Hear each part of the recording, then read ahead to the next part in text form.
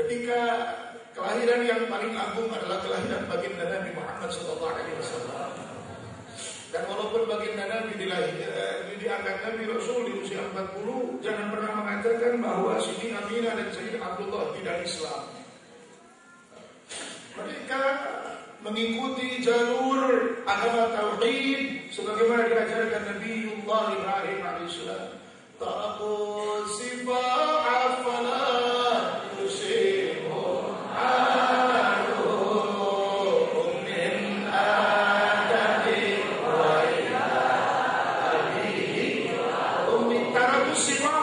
seluruh nasab keturunan baginda Nabi itu tidak ada yang jahiliyah, menyembah berhala, tidak.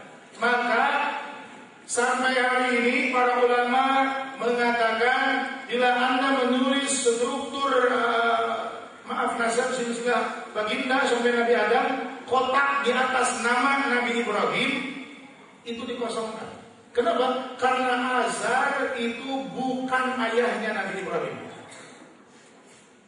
Di dalam kitab Jauhar Tauhid dikatakan fi adatil Arab yuqalu al-ammu bil abi kad yuqalu al-ammu bil ab. Kadang paman disebut bapak bila paman ngurus dari kecil. Seperti baginda Nabi sallallahu alaihi wasallam, Siti Khadijah istri Nabi pernah ditanya sama Waraqah bin Naufal pamannya, "Khadijah, itu siapa?" Ini belum nikah nih. Oh, itu namanya itu orang yang paling jujur. Coba panggil ke sini, dipanggil. Nama kamu siapa? Nama saya Muhammad. Muhammad atau siapa namamu? Iya, saya nama Muhammad. Betul nama kamu Muhammad? Oh iya. Ini Waraqah bin Naufal penasaran karena semua ciri-ciri tentang kenabian akhir zaman yang ada di Injil ada semua. Makanya penasaran, nama bapakmu siapa? Nama ayahku Abu Thalib. Waktu itu beliau jawabnya Abu Thalib. Karena memang baginda Nabi itu sejak kecil diurus sama paman. Masih ingat gak? Abdullah nama ayahnya, ibundanya Abdul Muttalib, Abu Thalib pamannya. Ada yang lanjutannya di umur 8 tahun usia sang kakek meninggalnya. Abu Thalib pun menjaga, paman paling pembela. Jadi paman Abu Thalib memang ngurus baginda Nabi sejak kecil. Makanya saat itu seorang bin Nawfal, nama ayahmu siapa? Beliau menjawab, ayahku Abu Thalib. Nah ini memang Arab itu begitu, kalau sejak kecil ngurus paman dipanggilnya bapak. Lamun cek paribasa sama emang de bapak digigir. Laras. Kalau bapak digigir disebut sehingga saudara kakaknya disebut aki digigir. Saudaranya bapak digigir. Maka disebut bapak juga. Jadi paman Azar itu bukan bapaknya Nabi Ibrahim. Gak mungkin asal bapaknya Nabi Ibrahim. Udah jelas kok taruh sifat min Adam wa ila Abi.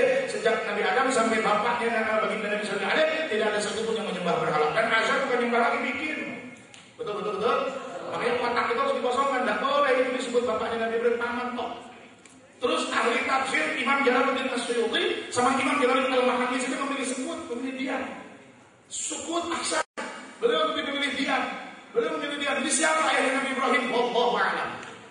Allahumma shalli wa sallim barik. Lagipun dari Sayyidina Adnan ke atas kan tidak sahih. Tidak sahih jalan tentang asal Nabi dari Sayyidina Adnan sampai Nabi Adam tidak ada yang sahih, makanya tidak wajib tahu. Hanya sampai Sayyidina Adnan saja di dalam budaya. Saudara-saudara yang dimuliakan Allah Subhanahu wa taala, apabila ada kelahiran maka tentu ada kehadiran sosok ibu. Dan Siti Aminah adalah perempuan mulia. Siti Aminah adalah perempuan suci yang mulia. Yang dari rahimnya lahirlah sosok mulia yang dimuliakan oleh Allah yang Maha Mulia. Maka esensi yang tidak boleh hilang dalam setiap acara maulid adalah baginda Nabi punya ibu dan baginda Nabi nitip sama kita agar bagus sama ibu. Jangan antum merayakan maulid tapi nggak bagus sama ibu, nggak lucu. Malam nggak tidur, maulid cinta Nabi, tapi antum nggak muliakan ibu, nggak lucu. Cinta Nabi, cinta ibu, betul.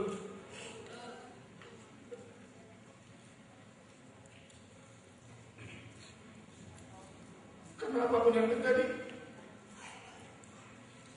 jasa seorang ibu tidak pernah bisa diganti. Kalau Sesekali kadang kita menyalahkan orang tua, kemudian menyimpan kebencian kepada orang tua karena orang tua membuat kesalahan. Semunafik apa engkau bila kau mengatakan orang tuamu adalah orang yang kau benci karena dia melakukan kesalahan? Apa kau juga tidak pernah melakukan kesalahan? Jangan lupa ayahmu manusia, jangan lupa ibumu manusia. Maka bila dia melakukan kesalahan, maka besok atau lusa dia bisa bertaubat.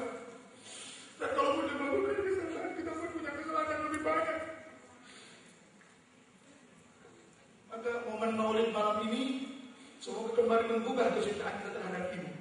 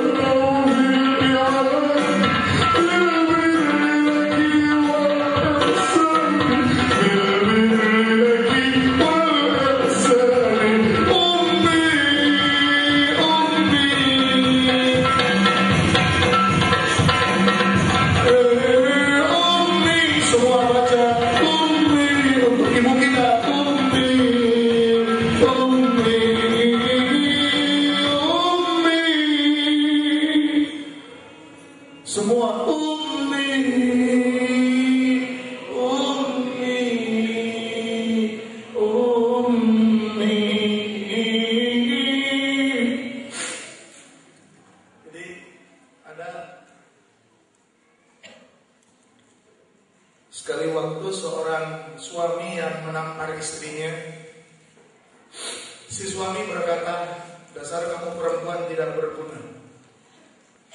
Lalu kemudian si laki-laki itu berkata, kita pisah saja setelah dia menampar. Tapi jangan harap kau bisa menemui anakmu. Anakku kubawa. Si istri berkata, untuk apa kau bawa anak ini? Bukankah masalahmu denganku? Dan jangan libatkan anak kita dalam masalah ini. Lalu si laki-laki berkata, sudahlah, aku sudah tidak mau panjang lebar bicara denganmu lagi. Aku sudah muak melihat wajahmu, kata si suami. Ayo nak, kita pergi. Kata si bapak, kata si suami, hanya kamu yang bisa menjadi pengobat bagi rasa marah ini nak. Ayo nak. Si suami lupa, dia bilang anaknya berharga. Bukankah anak itu lahir dari rahim istrinya?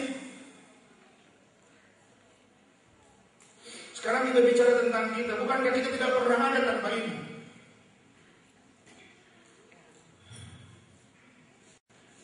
Pernahkah mendengar tentang seorang ibu yang meninggal ketika melahirkan anaknya?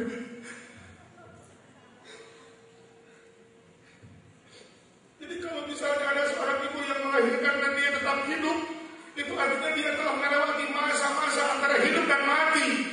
Dan dia pernah tahu bagaimana rasanya sedetik menuju kematian. Dia pernah tahu bagaimana rasanya sampai satu jengkal dari kematian.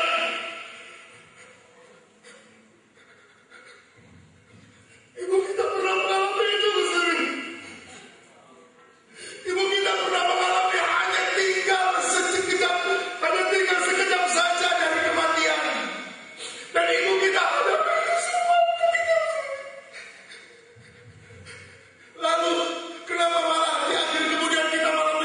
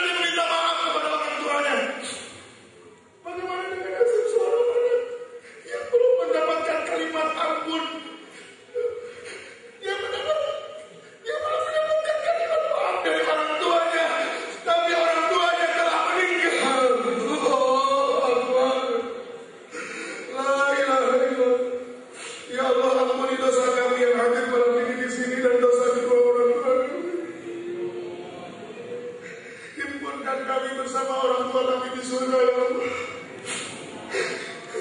Kami tidak bisa membalas kebaikan orang tua kami kecuali dengan